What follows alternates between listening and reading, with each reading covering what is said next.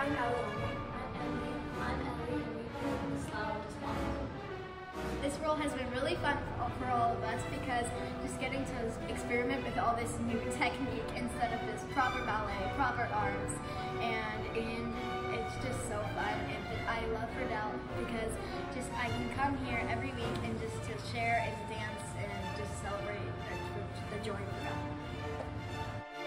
There's something to be said about sitting in the filth of our sinfulness and really allowing ourselves to feel that conviction of sin, to really mourn those actions and commit to repenting from them. The Slough of Despond to me is so much like quicksand in that the more we struggle against it, the more we try to sweep it under the rug or pass blame onto somebody else, the deeper and the faster we sink. There are two options in these moments, and that is either to run back to the sin and just go back where we came from, which is often the easier choice, which we see with Pliable and the other pilgrims, or we can sit in it and we can commit to repenting from it. And we see that Christian really has a moment in this scene where her burden is pulling her down. Those convictions are making her sink deeper.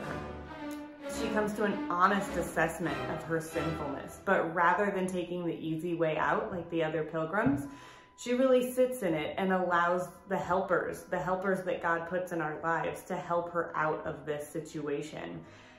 We can see that in this scene on the stage because everything the swamp mud does is downward. Everything is heavy, it's slimy, it brings people down into the weight of what they represent.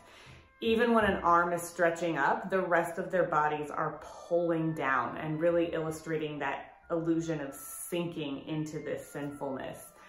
And as a contrast, when help comes along, we see everything she does lift upwards.